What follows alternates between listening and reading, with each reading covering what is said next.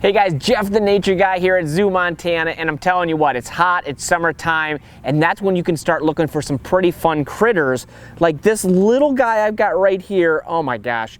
Look at this little thing. Look at how cute he is. This is actually a Woodhouse's toad. Obviously, it's a young one, a baby. But here in Billings, we have several different species. I'll tell you, here in Montana, we have 4 different toad species. But in Billings, the 2 you're going to see the most commonly are the Woodhouses, which is this guy here, and then the Great Plains toad. And there's a really easy way to tell the difference between the 2, and that's by looking at the top of their head, especially when they're adults. Now, when they're young, it's going to be really hard. But when they're big, the adult plains toad has a V in between their eyes here by these cranial crests here, whereas the Woodhouse's toad, they're not going to have that V, they're just going to be parallel lines. That's the best way to tell when they're adults. When they're little like this, it's really hard to tell the difference between the 2. But the Woodhouse's toad, obviously, is an amphibian. So that means it's going to live its life, well, it's going to start its life out in the water. It's going to be hatched there, and these guys can lay anywhere from 4,000 to 8,000 eggs per year. So when it's born, it's obviously born in the water, and then it goes through its metamorphosis that you guys all know when a tadpole turns into a frog or a toad.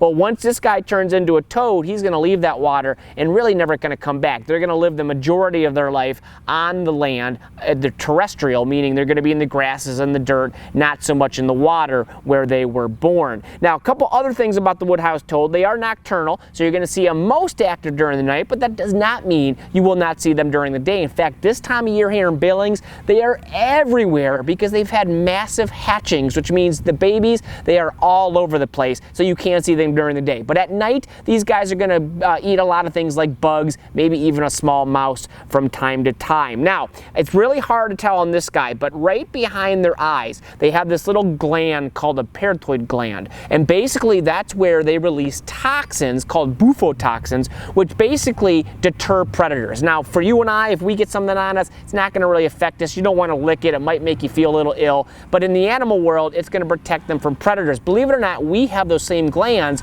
but ours are inside our mouth, and they actually produce the spit inside of our mouth, the saliva, not poison like this guy, of course, has. But do keep your eyes open for these guys because they are so neat to see. As you can imagine, when they're small like this, a lot of predators get them, birds eat them, a lot of other animals will eat them as well. So for this one to make it to adulthood, it's going to be pretty risky for him. Hopefully he'll make it, but we will go ahead and release him here right now. So guys, until next time, I'm Jeff the Nature Guy with our little Woodhouse's toad.